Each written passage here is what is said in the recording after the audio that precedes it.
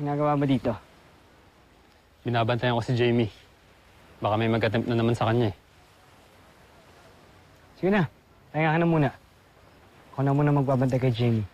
I'll take it from here, Mark. I can't do that. Hindi ko kaya mawala sa paningin ko si Jamie.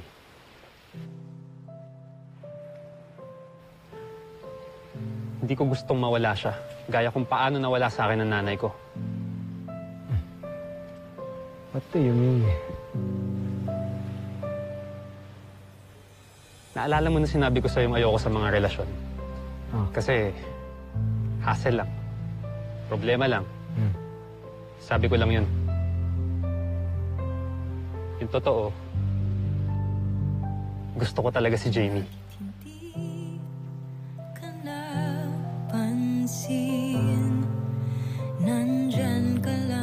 Miski iniiwasan ko siya, gusto ko talaga siya. Kaya nung muntik na siyang mamatay kagabi, natakot ako, Steve. Hindi ko kayang mawala sa atin si Jamie.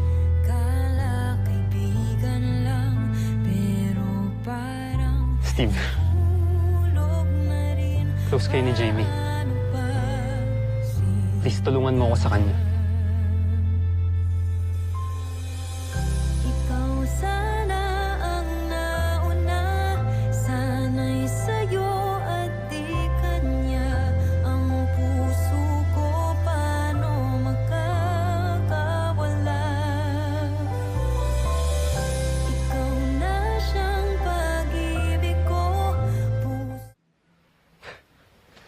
Sigurado ka ba sa sinasabi mo?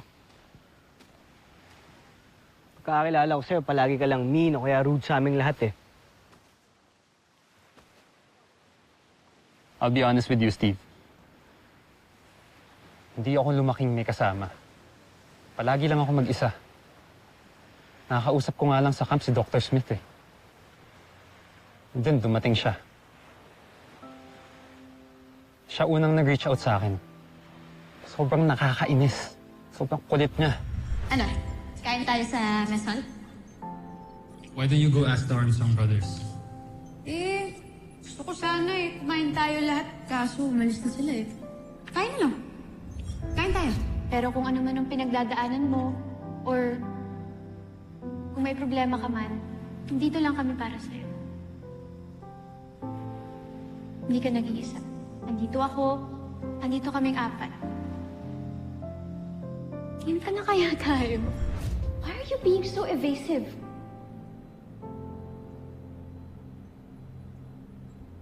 I knew it. May tinatago kang pain dyan sa dibdib mo, no? But eventually, wala na akong nagawa. I have something for you. Ginamit ko yung staff ni Dad para makuha yung mga to. Para di ka na masungit.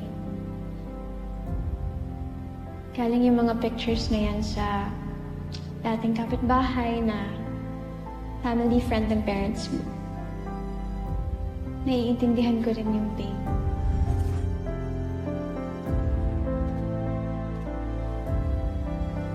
From then on, sumaya na ako kahit paano. Makita lang siya, makausap, makasama. Okay na ako. Kaya nung muntik na siyang mamatay kagabi, doon ko na-realize, Steve,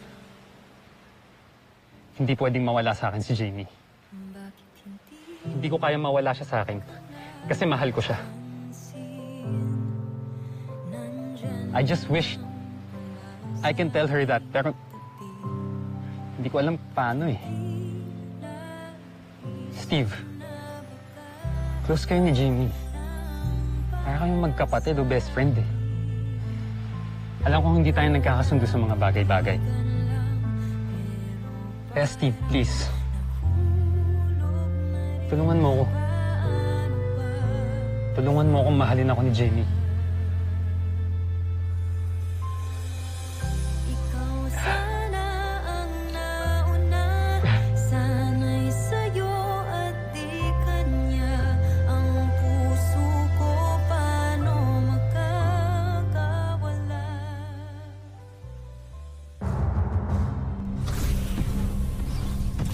Jomfre. Ano? Kailangan ko na ba kayo palitan? Sabong-sawa na ako sa kabiguan. Nasaan yung beast fighter na pinagyayabang ninyo? Handa na siya, Jomfre. Kakaiba siya sa mga nauna nating beast fighter, ngunit nakatitiyak akong magugustuhan niyo siya, Jomfrey. Prinsipe Santos, ipinakikilala namin sa inyo ang bago nating beast fighter, si Bombos.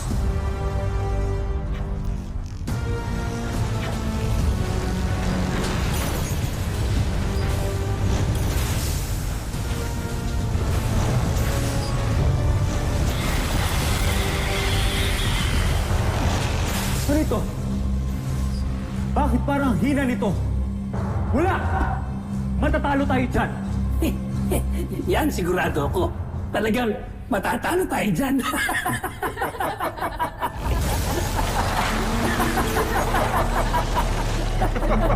Bakit kayo tumatawa? Pinaglololoko niyo ba ako? Oo. Hindi. Mali. Mali ang sagot ko. Makinig kayo. Talagang nilikha namin yan para matalo. Dahil sa kanyang pagkatalo, malalaman niya ang kahinaan ni Voltes 5. At yun ang magdadala sa atin sa tagumpay.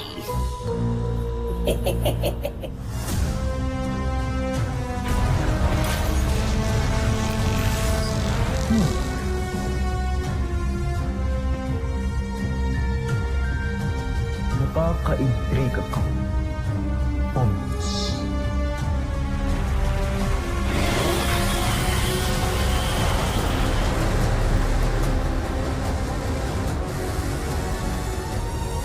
Susunod sa Voltes 5 Legacy. Beast fighter detected! Battle station! Dr. Smith to command center! Ano pang hinihintay niyo? Steve, Halika na.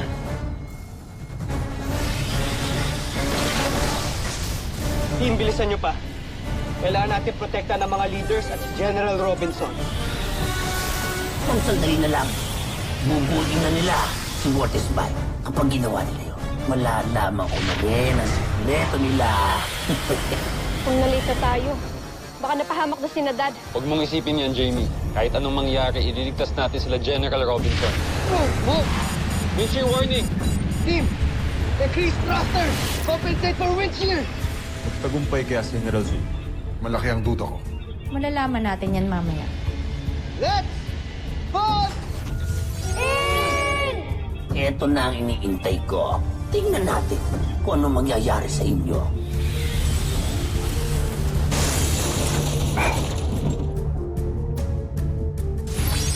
Ngayon, malalaman na natin ang sikreto ni Voltes 5.